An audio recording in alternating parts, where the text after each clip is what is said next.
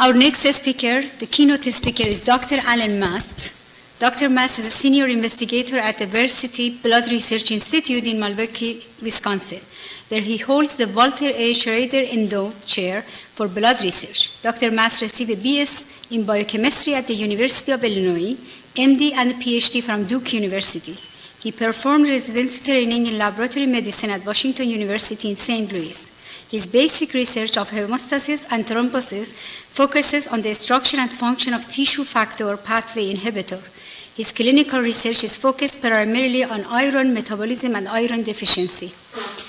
We are lucky to have him. Please take it away, Dr. Mast.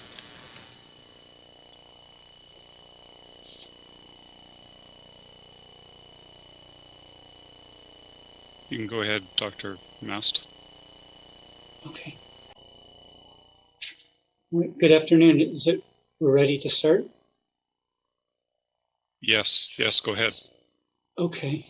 All right. Good afternoon, everyone. I wanted to start by just saying how much of an honor it is for me to give a presentation at the Earl W Symposium. I first met Dr. Davie when I was a graduate student and at a meeting in Spain, and I remember I had an opportunity to walk around.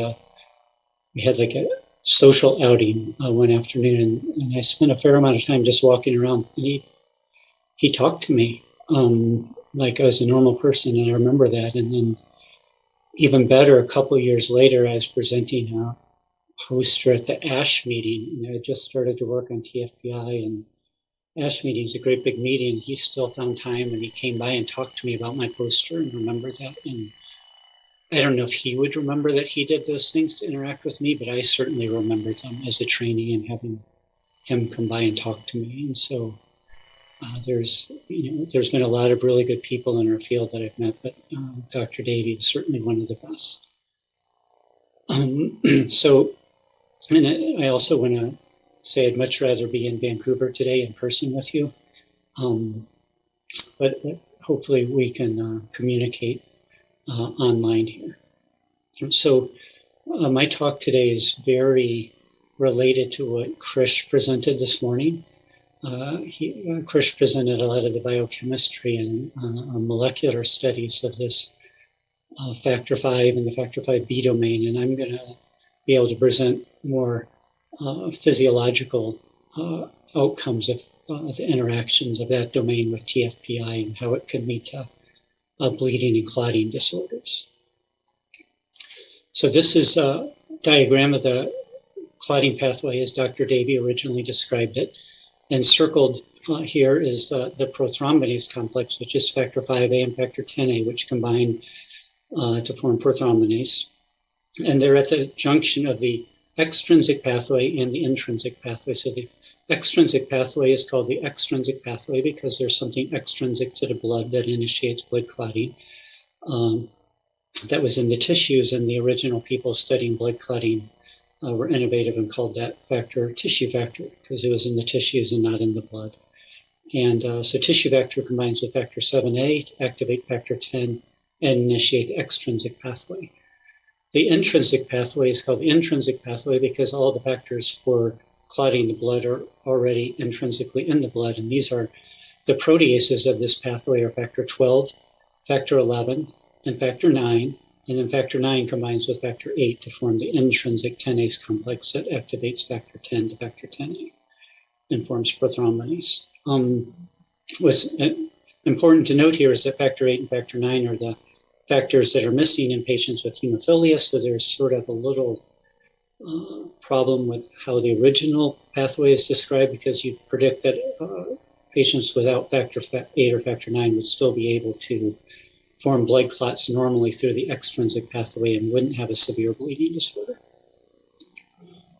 Okay, so, and I also commonly get people tell me that this pathway is so hard to remember, and it's one way to remember the intrinsic pathway is that you have the 12, 11, and 9 are the three proteases, and so those 12, 11, 9 spells 10, and that leads to activation of factor 10, and then you just have the one protease up here in the extrinsic pathway to remember. So it's an easy way to remember this pathway. And And so once prothrombinase is formed, it converts prothrombin to thrombin. And then thrombin is really what activates platelets and forms a blood clot.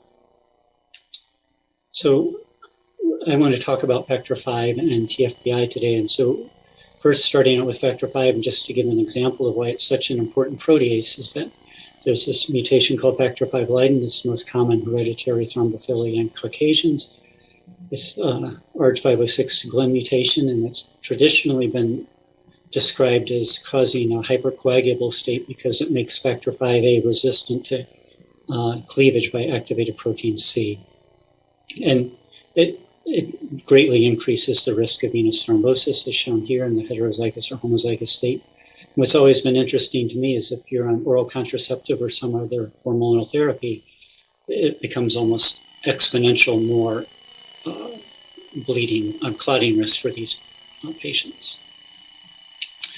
So I wanted to go back to some early papers. This is an early paper that was published by Dr. Kane and Dr. Davie in 1986, and they had just cloned a part of factor V.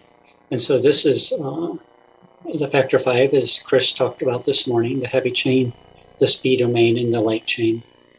And when it gets activated, it gets rid of the B domain, and you have factor Va. And so this was one of the first papers that recognized this B domain was 836 amino acids, which is a really large amount of amino acids to just be an activation peptide. And most proteins have a much smaller number of amino acids for activation peptides. So it's Dr. Kane and Dr. Davie talked about this in their paper, and they noted some things about this B domain. And they noted that there's really acidic at this C-terminal end of the B domain, which is again what Chris talked about, the acidic region 2. And they also said in this paper, the function of this unusual region remains obscure. And so then the following year, they did another clone of factor V that did the amino terminal end of factor V and published it. And so this is what they had known from the last paper. And they again quoted that there's no amino acid sequence homology with any known protein of this B domain. And they stated again, this B domain is not essential for procoagulant activity of factor V. Its function, if any, is not known. And what they also published in this paper, they didn't recognize or didn't comment on, at least, is there's this sequence that's this basic region that has the L, I, and T uncharged amino acids with 5 other very basic amino acids that have become, are going to be important for the presentation today. So the following year, in 1988, there was a paper from George Rose's lab where they cloned this protein called TFPI.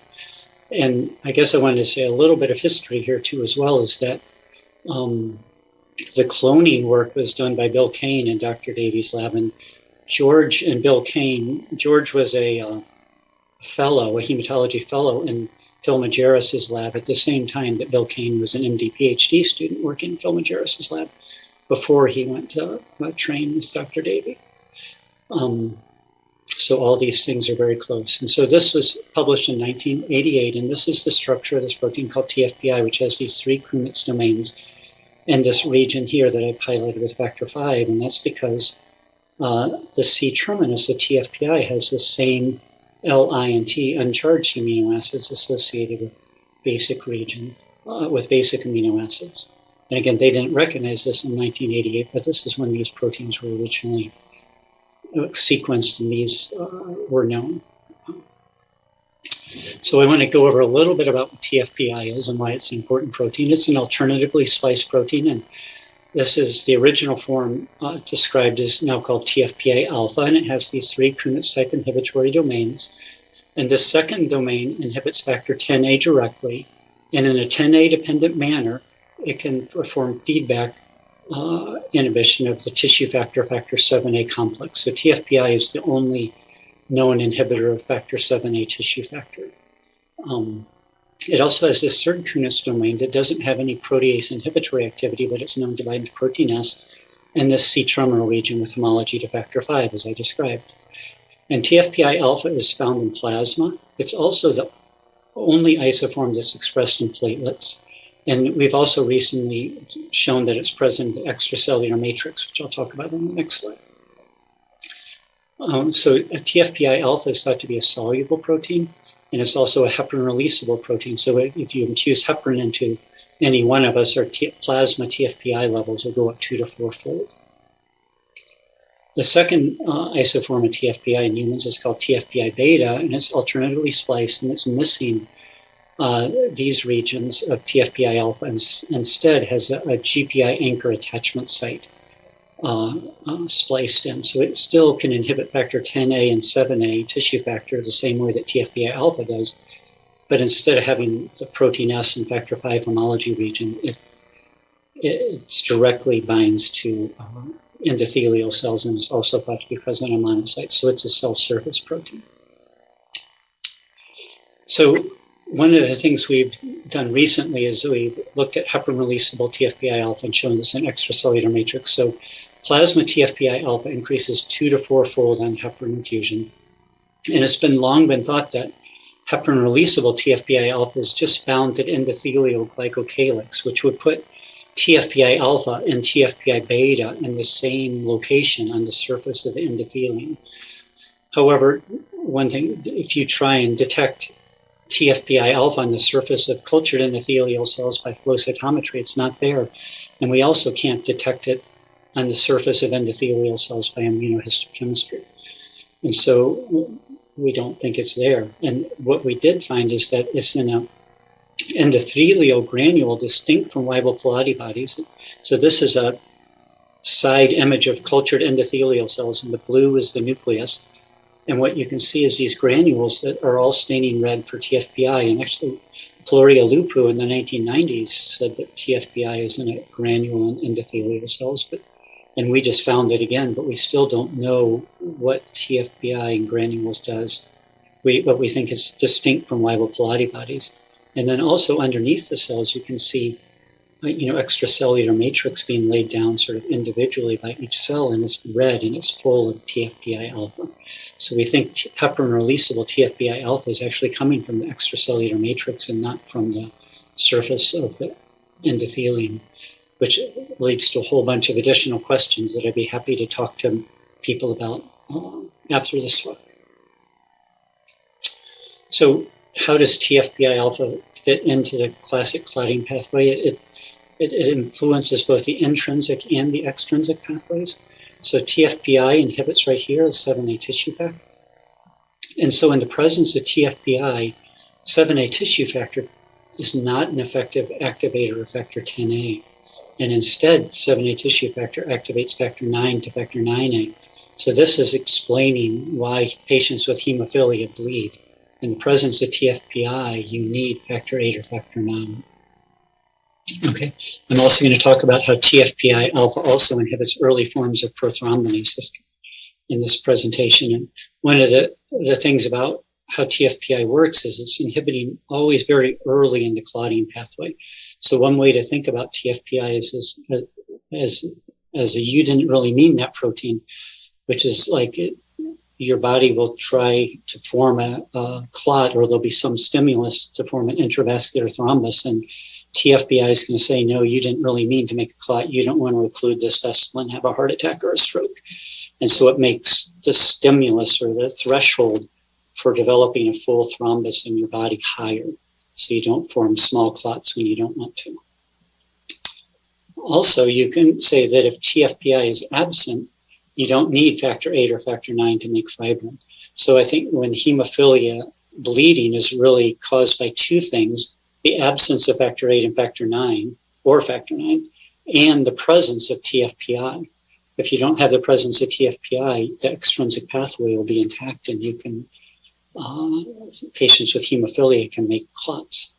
And this has been therapeutically developed now, and there are companies that are making monoclonal antibodies to block TFPI to treat hemophilia. And as I mentioned, these antibodies release early inhibition of the extrinsic clotting pathway to restore thrombin generation, independent of the intrinsic pathway. And these are good agents or hope to be good agents because they will treat hemophilia A or hemophilia B. It won't matter what type of hemophilia you have. It will treat both of them. And it will also treat patients with inhibitory antibodies against factor 8 or factor 9, which can be a real big clinical problem in some of these patients. And also factor replacement therapy for hemophilia requires intravenous infusion of the clotting factors. And a lot of times these are very little boys. Hemophilia bleeding will start at, with circumcision is a lot of time when it's recognized. And if having an antibody like this will keep you from having to do intravenous infusions into these patients and just do subcutaneous. And so there's been a lot of work, and I've personally worked with Novo Nordisk for many years on one of these antibodies. And just last summer, it successfully completed phase 3 trials and now is going through regulatory approval. So we'll see if it actually gets approved, but we hope that it will. Okay, so that's why I think factor 5 and TFPI are, or at least examples of why they're so important proteins. And now I want to go into more detail about how TFPI alpha inhibits prothrombinase.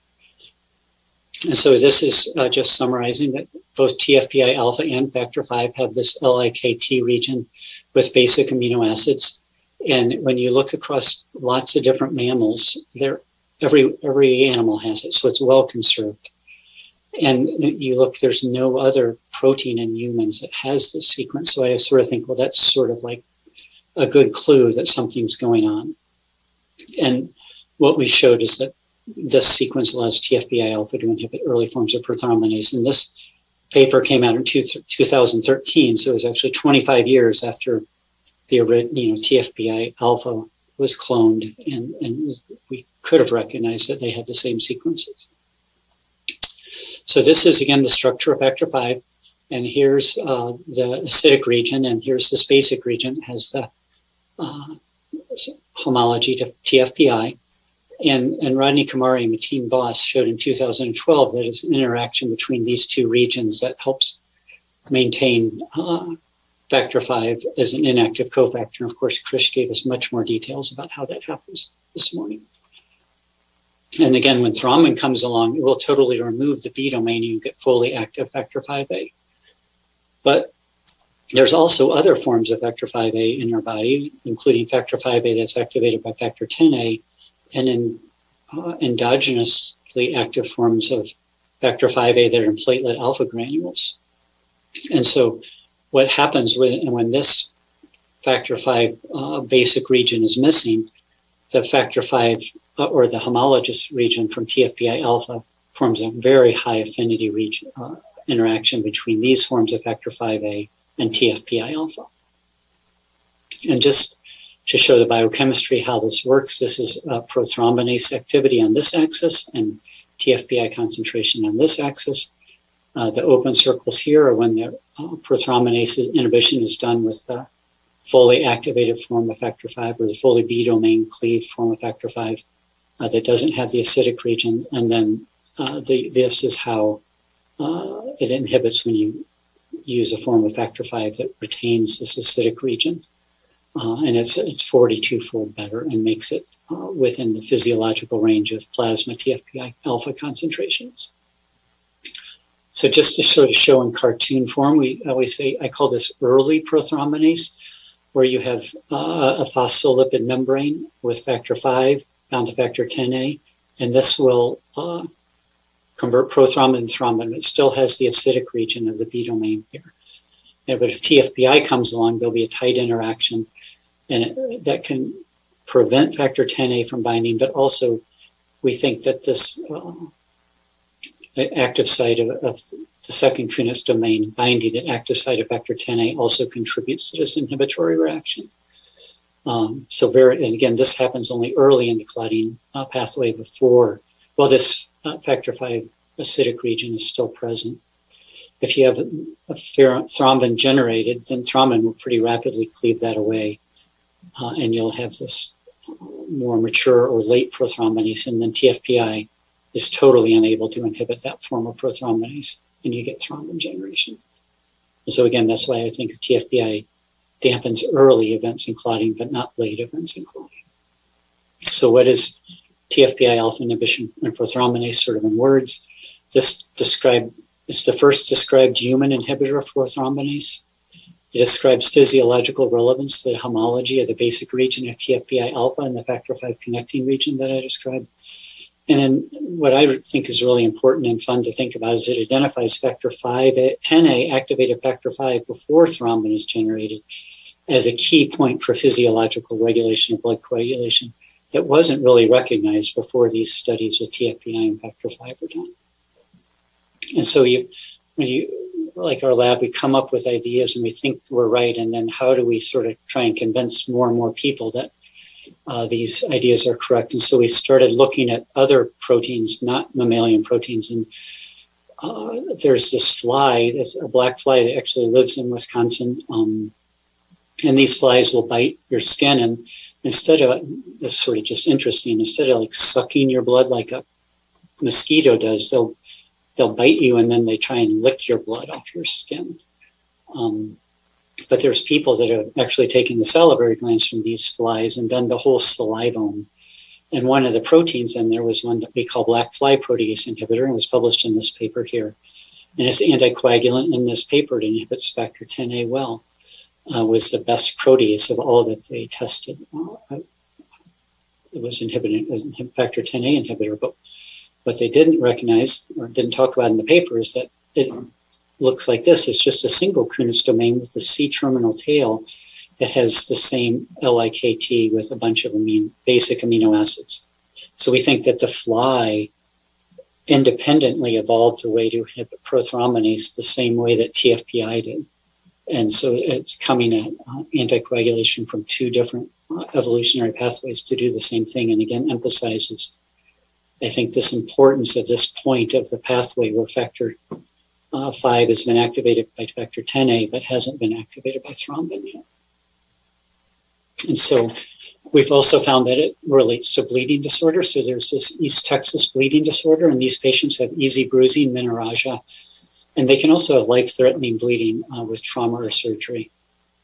And it is an issue, and it's within entire families that they know they're historically, these have been families that knew they had a bleeding tendency and didn't know why. And so this is what the mutation is. There is a mutation in the B domain, and it's just a serine to glycine mutation right here. And this was originally described in this paper in 2001, and it wasn't until 2013 that they figured out what was really happening, because this is it's not the amino acid change that makes the difference. But when I look at this, I go back to that original quote from Dr. Davie. It says, the function of this unusual region remains obscure. I think we're still trying to figure it out. But what happens in this bleeding disorder is it's not the amino acid change that makes a difference, it's that it changes how this B domain, or this connecting region of factor V, is spliced. And it makes this donor site right here, which is normally a weak site, into a very strong binding site. So what happens is, instead of getting the factor V we've always seen before, you get, the spliced factor V, where it doesn't have the basic region, just has the acidic region, and TFPI binds very tightly to that. And I'll show you that happens. So what's happening in normal people without this mutation, which is almost all of us, this is normally a weak splice site, and about 1% of the factor V, I think, is spliced this way. And so all of us would have what we now call factor V short. About 1% of our factor V is factor V short, and that's bound to TFPI alpha in our plasma. And I think that's why we have some TFPI alpha in our plasma. We don't think that mice make factor V short, and they don't have TFPI alpha in their plasma. So this is like a unique splice to humans. But when you get this mutation, it becomes a strong splice site. And then essentially half or one, all the factor V made by one of your two alleles is made as factor V short. And so now it makes you have much more TFPI and you bleed. And it also makes it an autosomal dominant inheritance pattern, which I'll show here. So since this bleeding disorder has been described, our lab several times a year will get samples sent to us from someone usually around the United States, that wants us to measure TFPI in the plasma of a family because they're bleeding and they don't know why. And most often they don't have elevated TFPI, but this family did. So this was the proband here. And this was a 21-year-old male who had been bleeding and been seen at this Indiana Hemophilia Center for 20 years, and they didn't know why he was bleeding, but he had several substantial bleeds, including one that he had a cerebral vascular bleed. And so we were able to get family members from his family, and this is his grandfather, was still alive and was able to give us the sample, and he has the disorder. He has factor V Texas mutation, and he passed it down to all 4 of his sons. So he had 4 sons. So he flipped heads 4 times in a row to get 4 boys instead of 4 girls, and then he flipped heads 4 times in a row to pass on this mutation to every one of his children. And so now there's 4 families now at different places across the United States, and they're each bleeding with this disorder.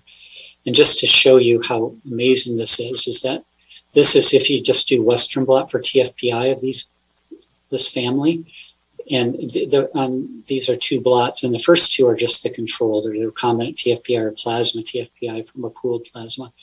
And then these are the family members, and you can see that dark bands with lots of TFPI are all the affected family members. It's 100% penetrant that if you have this mutation, you have a lot of excess TFPI in your plasma. And since TFPI is an anticoagulant protein, these patients all bleed. So it's essentially 100% penetrant for the increased TFPI and 100% penetrant for bleeding, although the bleeding can be variable between individuals. So just to summarize, you have one nucleotide change in this large connecting region of factor V that its function is obscure when they originally described this. It changes how factor V is alternatively spliced. It greatly increases the affinity for TFPI alpha, which increases the plasma TFPI alpha about 10-fold, and the patient bleeds. So to me, this is just fascinating. This is like why you want to be a scientist, because you come across stories like this and you can describe them and understand them. Okay, so that's with TFPI alpha and bleeding. I want to also talk about TFPI alpha and clotting and look at how TFPI alpha impacts factor V Leiden. So remember, I talked about this slide earlier and showed that with oral contraceptives, patients with factor V Leiden have a much higher thrombotic risk. And what's always been interesting to me is that when women start using oral contraceptives, their plasma TFPI decreases about 30%. And I always thought, well, is there some relation between the decrease in plasma TFPI associated with these hormonal therapies and the increased risk for clotting?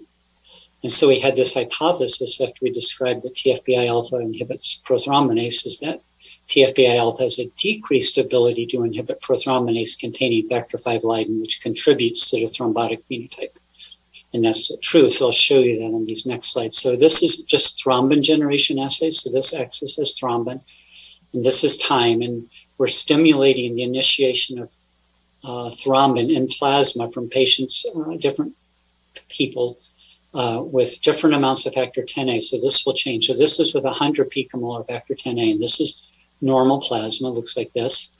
And homozygous Leiden plasma, a little more thrombin generated, maybe a little faster, but not that different at 100 picomolar factor Xa. But now as we decrease the factor Xa, you start to see that there's more thrombin generated, or substantially more in the homozygous Leiden than the factor V, and then in normal factor V plasma.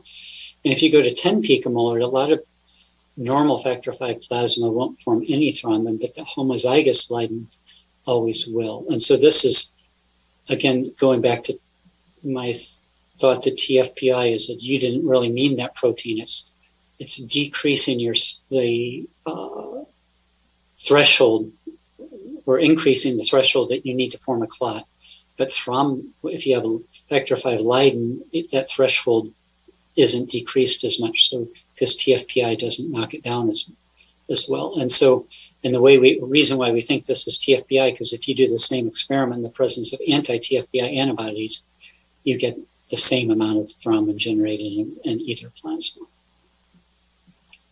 So what we think is going on is, or what I like to say I think is going on, is there's more than just APC resistance to the biochemistry underlying the factor V Leiden prothrombotic status. Like APC decreases the amount of thrombin generated. It's degrading fully active factor Va and decreasing thrombin generation. But TFPI is decreasing the threshold, or it's increasing the threshold for clot generation. And with factor V Leiden, TFPI doesn't inhibit as well. So smaller stimuli start to form a clot in factor V Leiden because it's resistant to inhibition by TFPI. So there's actually two biochemical pathways that are contributing to the prothrombotic state of patients with factor V Leiden. So just a summary of what I told you about TFPI alpha biochemistry is that platelets only have TFPI alpha, which is something I didn't talk about too much, but our lab has spent a lot of time looking at platelet TFPI alpha. We talked about how heparin releasable TFPI alpha is in the extracellular matrix. TFPI alpha inhibits early forms of prothrombinase, but not the late forms of prothrombinase. And we think that inhibition of early forms of prothrombinase is physiologically relevant. As I showed you by these insect bites, that the fly developed the same protease or same mechanism to inhibit blood clotting. That bleeding disorders, so by the factor V East Texas bleeding disorder and clotting disorders by factor V Leiden. And so I just want to finish with two more slides to sort of let you know where our lab, or at least one area my lab is going, and that where we've figured out all these biochemical things about TFPI, and we're trying to apply them to more and more physiological conditions. And one thing that's been really fascinating for us is that if you have the TFPI knockout mice, it's a 100% lethal knockout. But some of the mice will live to late gestation. And the ones that do live to late gestation have these severe brain phenotype. And this is just an image of the brain from one of these mice. And you can see outlined by the dotted line here is an area of death, and the yellow here is hemorrhage.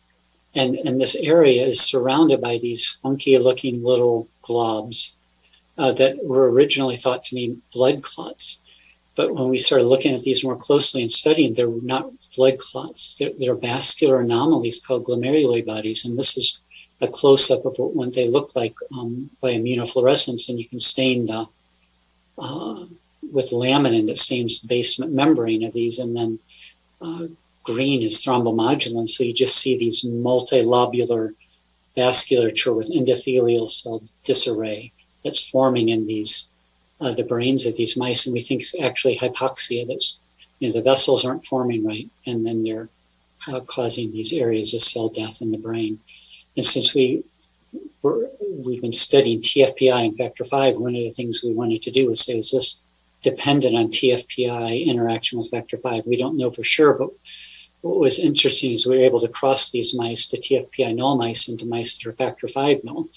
And if you take a TFPI null mouse with heterozygous factor V, they all die again, and they have the same severe phenotype. This is the red with the hemorrhage, and you can see the glomerular bodies lining this area of hemorrhage.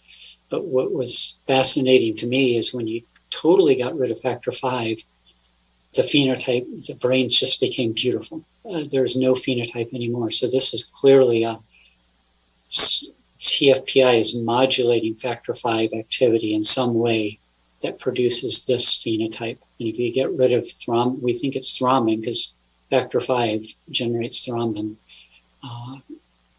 An imbalance of somehow thrombin production during embryogenesis causes their vasculature not to develop properly. And again, this just says that this is 100% penetrant. All the mice without TFPI get this phenotype, and all the mice without TFPI that don't have factor V have these beautiful, perfectly normal brains. Of course, the factor V null mice, these mice will then die when they're born because they bleed to death because they don't have factor V.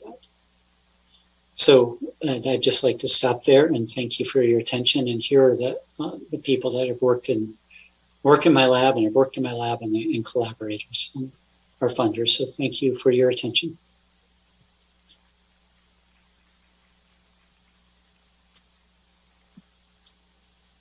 Thank you very much, Dr. Mast. I think we can only take maybe one question or two. Hi, Alan. Ted Conway. Where are you? And They cut you out. Oh, there you go. It's nice to see you. It'll be nicer in person. I'm not sure if you were tuned into Jose's talk, but can you make any comment on whether lipoproteins still, as originally described, associate with TFPI and whether there's any kind of differential effects on its function? yeah, so TFPI was originally described as lipoprotein-associated coagulation inhibitor.